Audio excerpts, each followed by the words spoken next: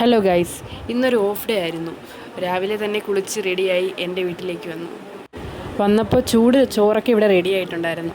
അങ്ങനെ രാവിലെ തന്നെ ചൂട് ചോറും തലേന്നത്തെ മീൻകറിയും അച്ചാറും ഒക്കെ കഴിച്ചു. അമ്മയുടെ കറിക്കൊക്കെ ഇപ്പം എന്താണെന്ന് അറിയത്തില്ല, വല്ലാത്ത ടേസ്റ്റാണ്. ഇന്നലെയും ഞാൻ അച്ഛൻ്റെ അടുത്ത് വിളിച്ച് പറഞ്ഞായിരുന്നു ഞാൻ ഇന്ന് ലീവാണെന്ന്. അങ്ങനെ അച്ഛനെ എനിക്കിഷ്ടപ്പെട്ട ചൂര മീനെല്ലാം മേടിച്ച് അമ്മയുടെ കൊടുത്തിട്ട് റെഡിയാക്കി വെക്കണമെന്നൊക്കെ പറഞ്ഞിട്ട് പോയി. അമ്മ അങ്ങനെ രാവിലെ തന്നെ ചക്കയൊക്കെ റെഡിയാക്കുവാണ്. അപ്പോഴത്തേക്ക് അച്ഛൻ മീൻ കച്ചവടം കഴിഞ്ഞ് വന്നു. ചോറ് വേണോ? ഇനി ചോറ് വേണോ? അങ്ങനെ മീൻകറിയൊക്കെ റെഡിയായി.